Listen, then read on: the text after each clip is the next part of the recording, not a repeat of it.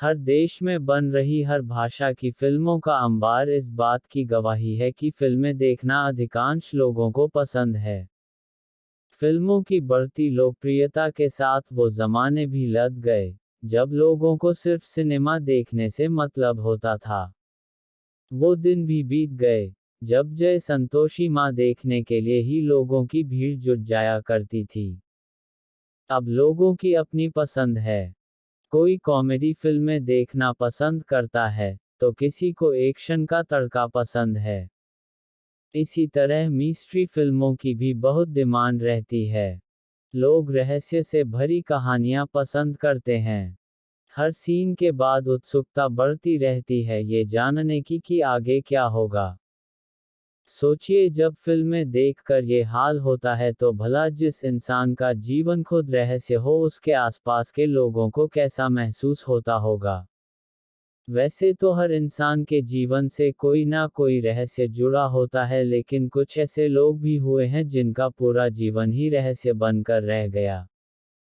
तो चलिए आज आपको बताते हैं कुछ ऐसे ही लोगों के बारे में जिनकी कहानी पर अगर फिल्म बने तो एक अलग ही लेवल का मिस्ट्री ड्रामा देखने को मिलेगा। ये घटना है 15 अप्रैल 2005 की। सोचिए, एक व्यक्ति अपने घर से ऑफिस के लिए निकलता है, अपना काम खत्म करता है, अपनी गर्लफ्रेंड से फोन पर बात करता है और फिर अचानक से गायब हो जाता है। वो भी ऐसा गायब नहीं कि कुछ समय बाद उसका या उसकी मौत का कोई सुराग मिल जाए, बल्कि वो इस तरह गायब होता है कि आज 15 सालों बाद भी उसका कोई अता पता नहीं मिला। हम यहाँ बात कर रहे हैं अमेरिका के पेंसिल्वेनिया निवासी रे ग्रिसे की। रे का इस तरह से गायब होना सबको चौंका गया था। एक अधिवक्ता, एक बेटी का पिता और अच्छी खासी संपत्ति के मालिक रे के गायब होने के अगले दिन उसकी कार और सेल फोन उसके घर से 55 मील दूर एक नदी के किनारे से बर्बाद किए गए। कुछ महीनों बाद रे का लैपटॉप तथा हार्ड ड्राइव नदी किनारे मिला। हार्ड ड्राइव बुरी तरह से नष्ट कर दी गई थी। आमतौर पर खुद में ही व्यस्त रहने वाला रे अपनी मौत के दिन एक अनजान औरत के साथ देखा गया था जो उसकी गर्लफ्रेंड नहीं थी। जहां उसकी कार बरामद हुई वहीं सिगरेट की राख भी मिली, जबकि हैरान करने वाली बात यह थी कि रे सिगरेट नहीं पीता था। इन सब के अलावा एक सुराग रे के कंप्यूटर से भी मिला। दरअसल रे की ब्राउजिंग हिस्ट्री में पाया गया कि उसने कई बार सर्च किया था कि हार्ड ड्राइव को कैसे नष्ट किया जाता है। इन सब के बावजूद रे का कुछ पता ना चल सका। कुछ का मानना है कि रे ने खुद से ही खुद को गायब कर लिया जिससे वो एक नई जिंदगी शुरू कर सके। वहीं कुछ लोग मानते हैं कि रे ने आत्महत्या कर ली। काफी छानबीन के बाद भी जब पुलिस कोई ठोस सबूत ना जुटा सकी तो 2009 में रे को ऑफिशियली मृत घोषित कर दिया गया। आप जब रे के गायब होने की हर कड़ी को जोड़ेंगे तो आपको लगेगा जैसे आप कोई मिस्ट्री फिल्म की कहानी सुन रहे हैं। दुनिया में हर इंसान की अपनी एक पहचान है। खोजने पर आए तो पता लगाया जा सकता है कि कौन व्यक्ति कहाँ पैदा हुआ था, कहाँ पला बढ़ा और उसके परिवार में कौन कौन है। लेकिन अमेरिका के डलास की रहने वाली लॉरी एरिका रफ की कहानी आम लोगों से अलग थी। लॉरी कैनेडी ने बलाक रफ से शादी की तथा दोनों डलास में बस गए। काफी सारे मिसकराज होने के बाद 2008 में लॉरी ने एक बेटी को जन्म दिया। सब कुछ ठीक चल रहा था कि लॉरी की जिंदगी में अचानक एक तूफान आ गया। उसके पति को लगने लगा कि उनकी शादी कामयाब नहीं है तथा दोनों को तलाक ले लेना चाहिए। ये सदमा लॉरी बर्दाश्त ना कर सकी और उसने 2010 में आत्महत्या कर ली। यहाँ तक की कहानी तो दुनिया में बहुत से लोगों के साथ घटित हो चुकी है, लेकिन हैरान कर देने वाली बातें तो लॉरी की मौत के बाद सामने आईं। उसकी मृत्यु के बाद जब उसके सामान की तलाशी ली गई तो उसकी अलमारी से कई ऐसे कागजात निकले जिसने उसके पति और पुलिस को हैरानी में डाल दिया। दरअसल मृत्यु के समय लॉरी की उम्र 42 साल थी, लेकिन कागजात के हिसाब से 1988 से पहले लॉरी कैनेडी नाम की कोई महिला थी ही नहीं। उसके पास से कुछ दस्तावेज बरामद हुए जिन पर उसका नाम बेकी स्वीटनर दर्ज था। बात यहीं खत्म नहीं होती। लोग हैरान तो तब रह गए जब रिकॉर्ड से पता चला कि उन दस्तावेजों पर जिस बेकी की जानकारी दर्ज थी वो एक 2 साल की बच्ची थी जो 1971 में घर में लगी आग में जलकर मर चुकी थी। अगर बेकी मर चुकी थी फिर लॉरी कौन थी? कहां से आई थी? इन सवालों का जवाब किसी के पास नहीं था। 2016 तक लॉरी पुलिस की फाइलों में एक रहस्यमयी केस बनकर पड़ी रही, लेकिन इसी साल लॉरी के रहस्य से पर्दा उठ गया। लॉरी के केस की तहकीकात कर रहे सोशल सिक्योरिटी एडमिनिस्ट्रेशन के इन्वेस्टिगेटर जॉय वेलिंग को 2015 में एक फोन आया। ये फोन न्यूक्लियर फिजिसिस्ट तथा फोरेंसिक जेनेलॉजिस्ट कॉलिन फिट्जपैट्रिक का था। दरअसल 2013 के बाद जब लॉरी की कहानी अखबारों में छपने लगी तब से कॉलिन ऑनलाइन ही इस केस की छानबीन में जुटे हुए थे। कॉलिन ने जॉय को बताया कि उन्होंने लॉरी के डीएनए से उसकी फैमिली हिस्ट्री निकाल ली है, जो फिलाडेल्फिया में रहती है। कॉलिन की बात पर भरोसा कर जॉय जब उनके बताए हुए पते पर पूछताछ करने पहुंचे तो उन्होंने उस परिवार के लोगों को लॉरी का ड्राइविंग लाइसेंस दिखाया जिस पर उसकी फोटो थी।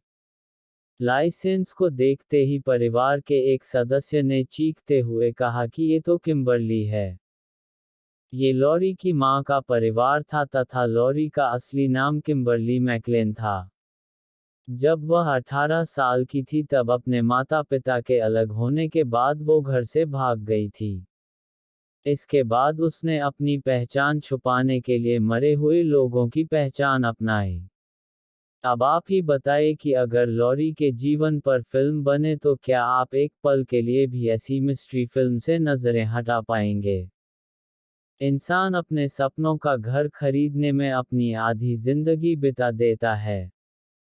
बहुत से लोग तो ऐसे भी हैं जिन्हें उनके जीवन में अपनी छत नसीब ही नहीं होती। डेरेक व मारिया ब्रोस भाग्यशाली थे जो उन्होंने अपने सपनों का घर खरीद लिया था। अमेरिका के न्यूजर्सी में स्थित एक पॉश इलाके वेस्टफील्ड में डेरेक ने $13,55,657 में ये घर खरीदा तथा $1,00,000 इसके ऊपर खर्च किए। डेरेक अपनी पत्नी मारिया और 3 बच्चों के साथ जल्द से जल्द इस 6 बेडरूम वाले शानदार घर में शिफ्ट होना चाहता था। सब कुछ तो हो चुका था लेकिन थोड़ा रेनोवेशन का काम बाकी था। यहाँ तक सब ठीक था। डेरेक और उसका परिवार अपने नए घर को लेकर काफी उत्साहित थे। तभी डेरेक के साथ कुछ ऐसा हुआ जिसने उनकी रातों की नींद उड़ा दी। दरअसल डेरेक एक दिन जब अपने नए घर में पेंटिंग का काम देख रहा था तभी उसे उसके लेटर बॉक्स से एक चिट्ठी मिली। चिट्ठी में सबसे पहले तो उन्हें नया घर खरीदने की बधाई दी गई थी। इसके बाद चिट्ठी लिखने वाले ने लिखा था कि इस घर पर नजर रखी जा रही है। लिखने वाले का दावा था कि उसकी पुश्तें इस घर पर नजर रखे हुए हैं। 1920 के दशक से उसके दादा ने इस घर पर नजर रखी, 1960 के बाद उसके पिता ने तथा अब वो इस घर पर नजर रखे हैं। उसने डेरेक को ये भी लिखा था कि वे नहीं जानते कि इस घर की दीवारों में क्या राज दफन है। चिट्ठी लिखने वाले ने अपने नाम की जगह दी वॉचर लिखा था। चिट्ठी को लेकर डेरेक ने पुलिस में शिकायत भी की लेकिन चिट्ठियों को सिलसिला नहीं रुका। अब तो डेरेक को चिट्ठियों में धमकियां मिलने लगी थीं। चिट्ठी लिखने वाला खुद को उनका पड़ोसी बताता था तथा उसे डेरेक और उसके परिवार से जुड़ी हर छोटी बड़ी जानकारी का पता था। वो डेरेक के बच्चों को यंग ब्लड कहकर संबोधित करता था तथा धमकी देते हुए उसे उनका ख्याल रखने को कहता था। इन चिट्ठियों को लेकर काफी छानबीन हुए, पड़ोसियों से पूछताछ की गई। ऑटो और डेरेक ने उस वॉच का पता लगाने के लिए एक एक्स FBI ऑफिसर को प्राइवेट जासूस के तौर पर भी रखा। लेकिन इन सब से कुछ फायदा ना हुआ। अंत में हार कर डेरेक को ये घर घाटे में बेचना पड़ा। $14 लाख से ज्यादा का घर उसने 959,000 डॉलर में बेच दिया। 2016 में आई एक हॉरर मिस्ट्री फिल्म दी वॉचर इसी कहानी से प्रेरित है। फिल्म में एक शख्स जो खुद का नाम दी रावेन बताता है वह भी इसी तरह घर के मालिक को खत लिखता है। इसके अलावा नेटफ्लिक्स ने भी 2018 में इस सच्ची घटना के राइट्स खरीद लिए हैं। कहते हैं एक माँ अपने बच्चे को अंधेरे में टटोल कर भी पहचान लेती है, लेकिन बॉबी डनबर के केस में ये बात गलत साबित होती है। यह 1912 की घटना है जब 4 वर्षीय बॉबी डनबर अपने परिवार के साथ लुसियाना स्थित स्वाएज लेक पर घूमने गया था। बॉबी यहाँ से अचानक ही गायब हो गया। उसे हर तरफ खोजा गया। पुलिस में रिपोर्ट दर्ज कराई गई लेकिन उसका कहीं पता नहीं चला। इस घटना के लगभग 8 महीने बाद पुलिस ने मिसिसिपी से बॉबी को बरामद किया। बॉबी किसी विलियम वॉल्टर्स नामक व्यक्ति के साथ था। विलियम पुलिस को बार बार कहता रहा कि वह लड़का बॉबी नहीं बल्कि जूलिया एंडरसन नामक महिला का बेटा चार्ल्स ब्रूस एंडरसन है, मगर पुलिस ने उसकी नहीं सुनी। खैर, पुलिस ने भले विलियम की नहीं सुनी लेकिन बॉबी के माता पिता तो ये पहचान ही सकते थे कि वो उनका बेटा है या नहीं। बॉबी जैसे दिखने वाले उस लड़के को लुसियाना लाया गया और यहाँ बॉबी के माँ बाप ने देखते ही कहा कि वह लड़का उनका ही बेटा है। बॉबी की माँ ने उसके शरीर के तिल तथा अन्य निशानों के आधार पर इस बात की पुष्टि कर दी कि वही बॉबी है। इधर विलियम को अपहरण के अपराध में सजा हो गई। दिन बीतते गए। बॉबी भी अपने परिवार के साथ घुल मिल गया। 1966 में वह इस दुनिया को छोड़कर चला गया। उसके 4 बच्चे थे। उसने अपने साथ बचपन में घटित हुई इस घटना को अपने बच्चों के साथ साझा कर दिया था। 2004 में बॉबी के छोटे बेटे बॉब डनबर ने अपनी बेटी मार्गरेट डनबर के कहने पर DNA टेस्ट करवाया। वह चाहती थी कि वह अपने दादा के इस रहस्य को सुलझा दे। उसने अपने पिता के DNA को उसके चचेरे भाई यानी बॉबी डनबर के छोटे भाई के बेटे के साथ मैच करवाया। लेकिन हैरान करने वाली बात ये थी कि बॉबी के बेटे का DNA उसके किसी चचेरे भाई बहन से मैच ना हुआ। मतलब कि इतने सालों तक जिसे बॉबी डनबर समझा गया वो असल में ब्रूस एंडरसन था। इसके साथ ही विलियम को उस अपराध की सजा भुगतनी पड़ी जो उसने किया ही नहीं था। अब सवाल ये था कि अगर ये ब्रूस था तो फिर बॉबी का क्या हुआ? अफवाहें यहाँ तक थी कि बॉबी के माता पिता ने ही बॉबी को मार दिया तथा बचने के लिए किसी अन्य बच्चे को अपना बच्चा बना लिया। वहीं मार्गरेट ये मानती हैं कि बॉबी उस दिन तालाब में गिर गया या फिर किसी जंगली जानवर का शिकार हो गया। जो भी हो, लेकिन यहाँ सिर्फ अफवाहें ही हैं। बॉबी का सच क्या था ये आज तक रहस्य ही है। बच्चों का गुम हो जाना कोई नई बात नहीं है। कई बार वे किडनैप कर लिए जाते हैं तो कई बार जाने अनजाने में घर से बहुत दूर निकल आते हैं। लेकिन टिम्मोथी पिट्जन का केस बाकी अन्य सभी मिसिंग केसों से अलग है। 11 मई 2011 को 6 साल के टिम्मोथी को हर रोज की तरह उसके पिता ने स्कूल छोड़ा। स्कूल शुरू हुए अभी आधा घंटा ही बीता था कि टिम्मोथी की मां एमी पिट्जन स्कूल आई और स्कूल प्रबंधन से कहा कि उनके परिवार में कोई दुर्घटना हो गई है जिस कारण वह टिम्मोथी को ले जाना चाहती है। आखिर एक मां द्वारा उसके बच्चे को घर ले जाने से किस आधार पर रोका जा सकता था, सो उसे इजाजत मिल गई। हैरान करने वाली बात ये थी कि एमी टिम्मोथी के साथ स्कूल से तो निकली लेकिन घर नहीं पहुंची। किसी को नहीं पता कि उसके बाद एमी अपने 6 साल के बेटे के साथ कहां गई। अगले दिन टिम्मोथी के पिता जिम पिट्जन ने एमी और अपने बेटे के नाम से 2 मिसिंग रिपोर्ट्स दर्ज करवाईं, लेकिन पुलिस को एमी जिंदा ना मिल सकी। गायब होने के 3 दिन बाद यानी 14 मई 2011 को एमी एक होटल के कमरे में मृत पाई गई। हैरान करने वाली बात ये थी कि एमी उस कमरे में अकेली थी, टिम्मोथी उसके साथ नहीं था। उसके मृत शरीर के साथ मिली तो केवल एक चिट्ठी, जिस पर लिखा था कि टिम्मोथी बिल्कुल ठीक है और ऐसे लोगों के साथ है जो उसकी अच्छे से देखभाल करेंगे। तुम उसे कभी ढूंढ नहीं पाओगे। दरअसल टिम्मोथी के माता पिता तलाक ले चुके थे। जिम के अनुसार एमी पहले भी खुद को मारने की कोशिश कर चुकी थी। लेकिन इन सब से बड़ा सवाल ये था कि आखिर टिम्मोथी कहाँ और किस हाल में है। पुलिस ने हर तरफ खोजा लेकिन टिम्मोथी का कोई सुराग ना मिला। हालांकि 2019 में पुलिस को एक ऐसा लड़का मिला जो खुद को टिम्मोथी बता रहा था। उसका कहना था कि वो 7 सालों से 2 किडनैपर्स के कब्जे में था तथा अब उनके चंगुल से भाग आया है। लेकिन जब उस लड़के का डीएनए टेस्ट हुआ तो ये बात सामने आई कि वो झूठ बोल रहा है। आज भी ये पुलिस के लिए बड़ा सवाल है कि आखिर टिम्मोथी कहाँ गायब हो गया। वो जिंदा है या फिर किसी दुर्घटना का शिकार हो गया। क्या आपको नहीं लगता टिम्मोथी की इस मिस्ट्री को अगर पर्दे पर दिखाया जाए तो ये मिस्ट्री फिल्म लवर्स को खूब पसंद आएगी। ये दुनिया रहस्यों से घिरी हुई है। बहुत सी अफवाहों के साथ कई ऐसी सच्ची घटनाएं भी हैं, जिन पर यकीन कर पाना बहुत मुश्किल है। 66 साल पहले जापान एयरपोर्ट पर उतरे एक अनजान यात्री की कहानी भी कुछ इसी तरह रहस्यमयी है। 1954 में टोक्यो के हैनेडा एयरपोर्ट पर एक यात्री उतरता है। अन्य यात्रियों की तरह वह भी चेकआउट काउंटर की तरफ बढ़ता है। उसका पासपोर्ट वेरिफिकेशन के लिए लिया जाता है।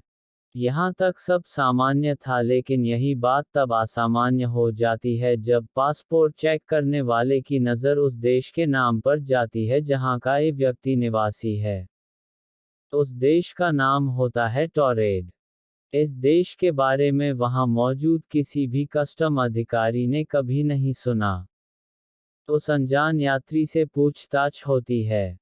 उससे जापान आने की वजह पूछी जाती है तो वो बताता है कि वह यहाँ एक बिजनेस ट्रिप पर आया है। उसके अनुसार उसका ये देश फ्रांस और स्पेन के मध्य कहीं स्थित है। पासपोर्ट पर लगी अन्य देशों की मोहर सही थी, उस व्यक्ति के कागजात सही थे, फिर भला गलत क्या था? गलत ये था कि जिस देश से आने का दावा वह व्यक्ति कर रहा था वह देश दुनिया में कहीं मौजूद ही नहीं। जिस कंपनी का कर्मचारी वो खुद को बता रहा था उस कंपनी का कहना था कि उसका इस तरह के किसी व्यक्ति से कोई संबंध नहीं। इसी तरह वह जापान जिस कंपनी में मीटिंग के लिए आया उन्होंने भी ऐसे किसी व्यक्ति की जानकारी को झुठला दिया। जिस होटल में यह व्यक्ति अपने ठहरने की बात कह रहा था उस होटल में भी उसके नाम की कोई बुकिंग नहीं थी। परेशान कस्टम ने जब उस अनजान यात्री को वर्ल्ड मैप दिखाकर उसमें उसे अपना देश खोजने को कहा तो उसकी उंगली एंडोरा नामक देश पर जाकर रुक गई और वो झुंझला गया। उसका दावा था कि यह मैप गलत है क्योंकि यहाँ एंडोरा की जगह टॉरेड का नक्शा होना चाहिए। उसने ये भी कहा कि उसका देश वहाँ 1000 सालों से स्थित है। उस यात्री की हर बात कस्टम अधिकारियों को उलझा रही थी, लेकिन उसके दस्तावेज फर्जी नहीं लग रहे थे। और तो और उसके पासपोर्ट पर इससे पूर्व टोक्यो की कई यात्राओं की मोहर लगी हुई थी। मामले को उलझता देख एयरपोर्ट अथॉरिटी ने एक होटल के कमरे में पुलिस कस्टडी के साथ उस अनजान यात्री के ठहरने की व्यवस्था कर दी। उन्हें लगा इससे उन्हें इस रहस्यमयी शख्स के बारे में गहराई से जानने का समय मिलेगा। मगर हर किसी की आंखें फटी की फटी तब रह गईं जब अगली सुबह वह शख्स उस बंद कमरे के अंदर से ही ना जाने कहां गायब हो गया। इतना ही नहीं बल्कि जो दस्तावेज पुलिस ने उससे बरामद किए थे वे सब भी गायब थे। वह शख्स कौन था, कहां से आया था और ये टॉरेट देश का क्या राज था, ये सब आज 66 सालों बाद भी एक रहस्य बना हुआ है। कई रिपोर्ट्स में ये बात भी कही गई कि वो शख्स टाइम ट्रैवलर था जो गलती से इस समय में आ गया था। हालांकि इस तरह की किसी बात की कभी पुष्टि नहीं हुई। But if I lay down